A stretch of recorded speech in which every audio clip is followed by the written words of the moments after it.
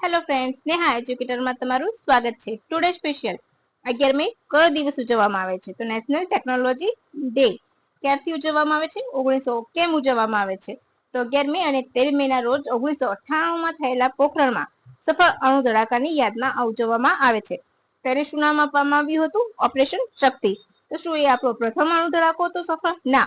આના પહેલા સ્માઇલિંગ બુદ્ધા નામે ઇન્દિરા ગાંધીના સમયમાં 1975 માં સફળ અણુ ધડાકા કરવામાં આવ્યા હતા અને ભારત વિશ્વની અણુ સત્તા ધરાવતા દેશોમાં સ્થાન મળ્યું હતું. આ વર્ષની થીમ શું છે? તો આ વર્ષની થીમ છે યંત્ર, જેનું પૂરું નામ છે Yugantar for advancing new technology research and acceleration.